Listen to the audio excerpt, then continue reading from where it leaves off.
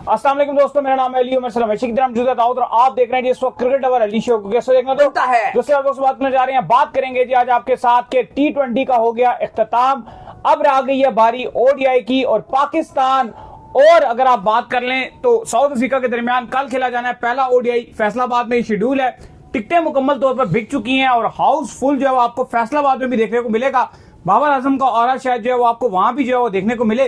क्या होने जा रही है प्लेइंग 11? शहनशाह अफरीदी प्रेस कॉन्फ्रेंस करने के लिए आए थे, क्या कहना उनका, तमाम तर गुफ्तगू करेंगे इसी वीडियो में। तो अगर आप हमारे चैनल पर पहली बार हैं, चैनल को सब्सक्राइब करें, साथ के बारे में बात का खास करते हैं नंबर वन खबर के साथ जो हमारे पास आ रही है। तो सबसे नंबर वन खबर आ रही है वो यही आ रही है, पाकिस्तान और साउथ अफ्रीका के दरमियान दाऊद साहब पहला ओडीआई जो वो खेला जाना है और कल जो है इसको फैसलाबाद में शेड्यूल किया गया। तो क्या अपडेट आ रही है इसके हवाले से? देखिए, आज दोनों कप्तानों की प्रेस कॉन्फ्रेंसेस भी थी, दोनों कप्तानों का फोटो शूट भी था। आज दोनों ने बड़ी जबरदस्त किस्म का फोटो शूट करवाया, ब्रिस्के और आपके जो शहनशाह अफरीदी हैं।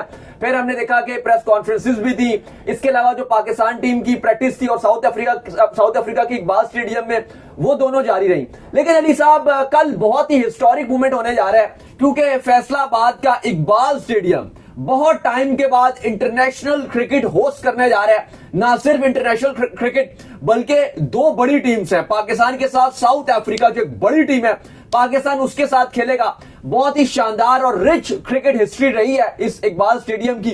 सन 1970 में इस स्टेडियम को बनाया गया था, जब इसका नाम पहले दूसरा नाम था, लैलपुर स्टेडियम इसको कहा जाता था। फिर बाद में इसका नाम इकबाल स्टेडियम रख दिया गया था। अगर स्टेडियम की बात की जाए तो 24 जो है वो इसने टेस्ट मैचेस होस्ट किए हैं और 16 ओडीआईस इंटरनेशनल मैचेस ये इकबाल स्टेडियम होस्ट कर चुका है। इसके अलावा जो कायदे आज़म ट्रॉफी वगैरह वो तो इसने काफी सारे होस्ट किए हैं, लेकिन 24 टेस्ट मैचेस और 16 ओडीआईस होस्ट किए, जहां पर पाकिस्तान और इंग्लैंड का एक जो मैच था, बड़ा हिस्टोरिक वो मैच था, वो भी स्टेडियम ने होस्ट किया। अगर आप पाकिस्तान और साउथ अफ्रीका की हेड टू हेड बात करेंगे तो साउथ अफ्रीका की ओडीआई टीम का पलड़ा आपको ज्यादा भारी नजर आता है एज कंपैरिजन पाकिस्तान। अभी तक दोनों के मबैन 87 ओडीआई मैचेस खेले गए हैं, जिसमें अगर आप बात करें तो पाकिस्तान को सिर्फ 34 मैचों में जीत मिली है, जबकि साउथ अफ्रीका को 52 जो मैचेस है, 50 से ज्यादा जो मैचेस है उनमें साउथ अफ्रीका का पलड़ा भारी है। लेकिन करंटली अगर आप देखें तो पाकिस्तान की टीम बड़ी बैलेंस नजर आ रही है, बाबर आजम की फॉर्म आ चुकी है, वो बड़ी इंपॉर्टेंट चीज है। दूसरी तरफ अगर आप बात करें साउथ अफ्रीका की टीम भी ठीक ठाक आपको नजर आ रही है, बैलेंस टीम है, बॉलिंग उनके पास पूरी है, बैटिंग उनके पास ओडीआई के मजे हुए प्लेयर्स हैं। अली साहब, आज शहनशाह अफरीदी प्रेस कॉन्फ्रेंस में आए थे, एक दो सवाल इस तरह के पूछे गए, बाबर के हवाले से पूछा गया कि बाबर आजम का आना, उन्होंने कहा कि ये बहुत अच्छी बात है और बाबर आजम के अगर 2-3 मैच बुरे भी चले जाए तो इसका मतलब ये नहीं कि वो बुरे हैं। उन्होंने 4-5 साल पाकिस्तान को सिंगल हैंडेडली मैचेस जिताए हैं। खुलकर शहनशाह अफरीदी ने बाबर आजम की तारीफ की। उनकी कप्तानी के हवाले से सवाल किया गया कि आपसे पहले कप्तानी ले ली गई थी, उसके हवाले से बताएं। तो उन्होंने कहा कि वो एक पीसीबी या इदारे का फैसला होता है और ये हमारे बस में नहीं होता और इदारे की मर्जी होती है, वो जिसको चाहे कप्तानी दे, जिससे चाहे ले ले। और फिलहाल मुझे कप्तानी दिया तो मैं शुक्रगुजार हूं और मेरी पूरी कोशिश रहेगी कि मैं ऐसा लीडर फ्रंट पे आके टीम के लिए अच्छा कर सकूं। और टॉस के हवाले से भी पूछा गया, उन्होंने कहा कंडीशन के हिसाब से देखकर हम फैसला करेंगे कि क्या हमने करना है। लेकिन अली साहब, आज पाकिस्तान टीम की प्रैक्टिस भी थी। अगर 11 की बात की जाए कि पाकिस्तान अपनी 11 कल क्या उतारने जा रहा है, पहले तो आपको बता दें कि जो मैच के टाइमिंग्स हैं वो दोपहर 3 बजे इस मैच के टाइम रखे गए हैं फैसलाबाद में। ऑल सोल्ड आउट है। वैसे ही बाबर आजम का आजकल बड़ा पाकिस्तान में बहुत जरूरत से ज्यादा आजकल क्रेज फैंस का बना हुआ है। थोड़ा और पहले इसको टाइम करना चाहिए था, अब तो 2 बजे रखने थे। हो गया। जैसे आपने अगले श्रीलंका के खिलाफ जो ओडीआईज हैं उनको आपने 2 बजे ही रखा हुआ है, तो आपको 1:30 से 2 बजे जो इस टाइम को रखना चाहिए, ताकि धुंध भी बहुत हो जाती है। धुंध भी हो जाती है। फिर रात के टाइम पे भी शहनशाह अफरीदी प्रेस कॉन्फ्रेंस करने आए तो उनसे लगातार यही सवाल पूछे जा रहे थे।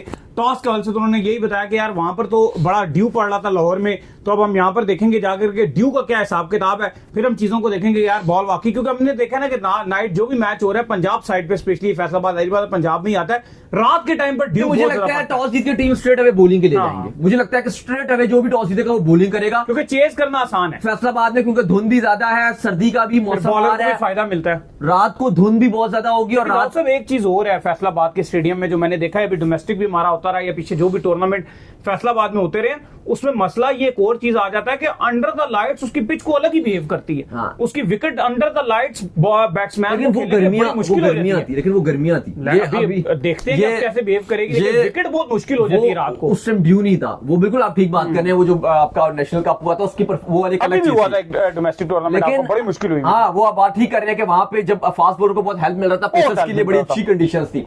लेकिन अभी जो हालत है वो थोड़ी सी डिफरेंट इसलिए है कि ड्यू बहुत ज्यादा है।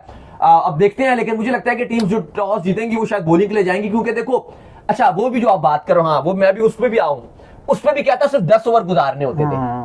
10 ओवर के बाद उस टाइम भी जो आप बात कर रहे हो सिचुएशन बन जाती थी, जैसे हाँ, इंडिया में नहीं वर्ल्ड कप हो रहा था कि पहले 10 ओवर ऐसा लगता था कि सारे ब्रेट ली, शॉन टेट आ गए, और वो आपने जैसे ही वो 10 ओवर गुजार लिए, बिल्कुल 10-12 ओवर आपने गुजार लिए, उसके बाद आप देखोगे कि कंडीशन इतनी आसान हो जाएंगी कि जो 10 के बाद जो अगले 40 ओवर तक है वो लगेगा कि totally batting friendly condition. 10 over में बेड़ा गर्क ही हो जाता है। चलो वो तो आपके डोमेस्टिक की बैटिंग क्वालिटी भी आपको पता ही है कितनी अच्छी है, वो तो बहुत ही फारिग क्वालिटी थी। अगर साउथ अफ्रीका बैटिंग कर रहा वो तो झेल ही लेगा, इवन पाकिस्तान भी अगर अच्छा करे तो वो भी कर सकता है। लेकिन खैर अली साहब, अब जो 11 की बात की जा रही थी कि पाकिस्तान अपनी क्या 11 खिलाएगा, देखो मुझे लगता है कि 9 खिलाड़ी तो मैं शायद आपको भी यूं बता दूं, जिसमें कोई वो ऐसा नहीं है कि बिल्कुल क्रिस्टल क्लियर है।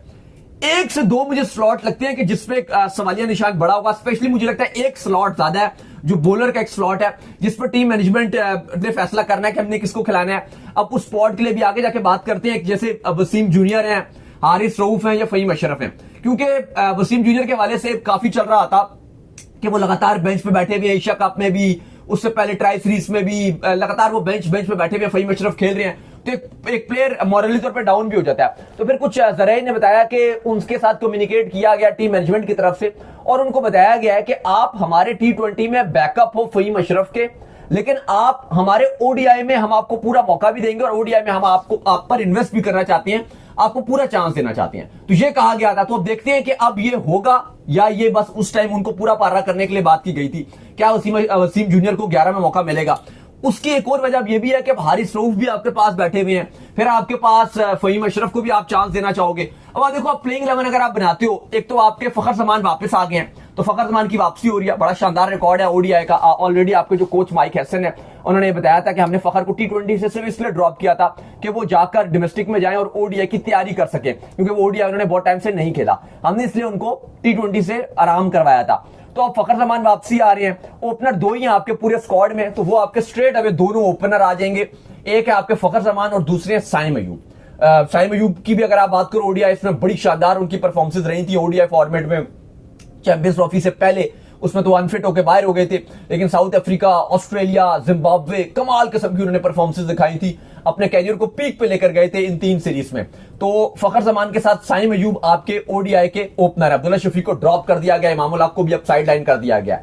अच्छा जी, फखर साइम ओपनर। नंबर 3 पे आपके स्ट्रेट अवे बाबर आजम आएंगे, और अच्छी बात यह है कि बाबर आजम के रन्स भी आना शुरू हो गए T20 में, और ये तो उनका बेस्ट फॉर्मेट है, क्योंकि against West Indies Babar Azam के ओडीआई में रन्स नहीं थे, लेकिन अब T20 में उन्होंने रन्स बनाए हैं, ना सिर्फ रन्स बनाए बल्कि बड़े बड़े रिकॉर्ड्स भी तोड़ दिए। T20 हिस्ट्री में सबसे ज्यादा रन बनाने वाले इंटरनेशनल क्रिकेट में खिलाड़ी बन चुके हैं। T20 इंटरनेशनल में सबसे ज्यादा 50 रन बनाने वाले, 50s करने वाले बल्लेबाज बन चुके हैं। तो ओडीआई तो बाबर आजम का बेस्ट फॉर्मेट है, और 2019 के वर्ल्ड कप में भी बाबर आजम ने आग लगा दी थी ओडीआई फॉर्मेट में। फिर 2016 में आपको याद होगा 3 ओडीआईस थे वेस्ट इंडीज के अगेंस्ट यूएई में, तीनों में सेंचुरी स्कोर कर डाली थी। तो बाबर आजम के पास फिर एक मौका है कि फॉर्म आई हुई है, फैसलाबाद का फुल स्टेडियम उनको सपोर्ट करने के लिए जा रहा है, जो उनकी हाइप बनी हुई है। तो आई थिंक इससे बेहतर मौका नहीं होगा कि बाबर आजम एक आध सेंचुरी तो इस सीरीज में स्कोर कर ही सकते हैं।